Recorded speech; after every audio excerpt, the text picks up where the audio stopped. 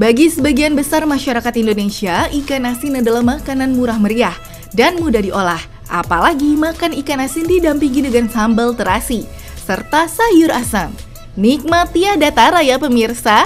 Ikan asin ada bermacam-macam jenis, seperti ikan jambal, ikan gabus, ikan teri, serta ikan peda. Mana nih ikan asin kesukaan kalian? Nah, membahas soal ikan asin, katanya ikan asin mengandung banyak manfaat untuk tubuh. Benar nggak ya? Nah, sudah ada Dr. Jualita Surapsari, dokter spesialis gizi klinik yang akan membahasnya di segmen kali ini. Yuk, kita simak.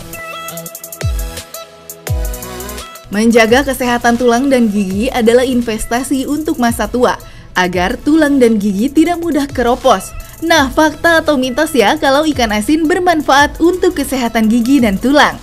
Ini juga mitos, meskipun di dalam ikan asin juga terkandung zat kalsium dan fosfor yang berperan dalam kesehatan tulang dan gigi, namun ketika Anda mencukupinya hanya dari ikan asin, maka Anda juga akan kelebihan garam. Karena di dalam ikan asin terkandung garam yang cukup tinggi. Nah, fakta mitos selanjutnya, ikan asin mengandung bahan pengawet jenis formalin. Wah, berbahaya juga ya untuk kesehatan. Tapi apa kata Dr. Jualita? Fakta atau mitos? Ini fakta. Kenyataannya masih banyak ditemukan formalin di dalam bahan makanan termasuk ikan asin. Walaupun sebetulnya formalin itu tidak diperbolehkan sama sekali di dalam bahan makanan. Namun Anda jangan khawatir.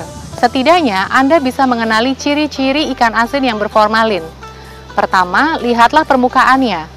Ketika permukaan ini terlihat homogen, warnanya hanya putih pucat dan tidak dihinggapi lalat, kemungkinan ikan asin tersebut mengandung formalin. Zat besi ialah salah satu mineral untuk pembentukan sel darah merah. Kekurangan zat besi bisa berbahaya untuk kesehatan tubuh. Fakta atau mitos kalau ikan asin mengandung zat besi dan dapat mencegah anemia? Ini mitos.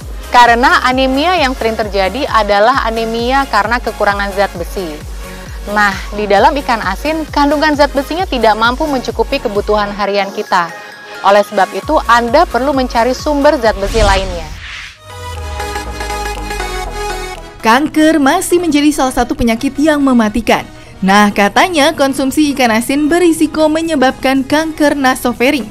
Itu fakta atau mitos ya?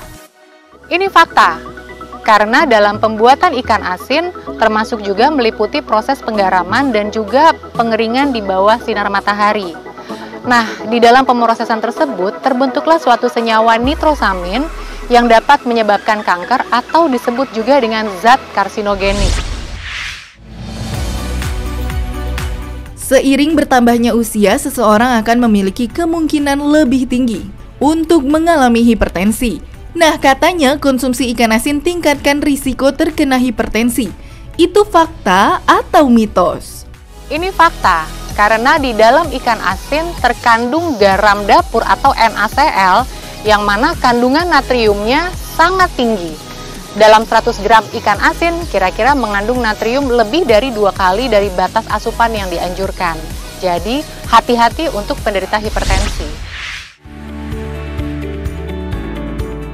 Saat hamil bukan tidak mungkin memiliki keinginan untuk mengonsumsi makanan tertentu, tidak terkecuali makan ikan asin. Namun benar nggak sih kalau ibu hamil tidak boleh konsumsi ikan asin? Fakta atau mitos? Ini mitos. Sebetulnya ibu hamil boleh saja mengkonsumsi ikan asin, namun harus dipastikan tidak berlebihan dan konsumsinya dibarengi dengan makan serat yang tinggi. Nah, ada nggak sih tips agar makan ikan asin tetap memberikan manfaat sehat untuk tubuh? Tips agar lebih aman dalam mengkonsumsi ikan asin. Yang pertama, belilah di tempat yang terpercaya sehingga Anda tahu bahwa produsennya tidak menggunakan formalin. Kedua, ketika memilih, lihatlah permukaan ikan asin. Bila permukaan ikan asin warnanya homogen, putih pucat, dan tidak dihinggapi lalat, kemungkinan ikan asin tersebut memang mengandung formalin. Selanjutnya, proses pencucian dan juga perendaman dapat mengurangi kadar garam pada ikan asin setidaknya 40%. Kemudian, Sebaiknya juga Anda mengkonsumsi ikan asin hanya sebagai penambah rasa dalam makanan dan bukan sebagai lauk sumber protein yang utama. Dan yang terakhir, sebaiknya Anda juga paham berapa banyak boleh mengkonsumsi. Yang pertama, frekuensinya tidak boleh lebih dari 1 kali per minggu. Dan pada saat mengkonsumsi tidak lebih dari 30 gram per hari.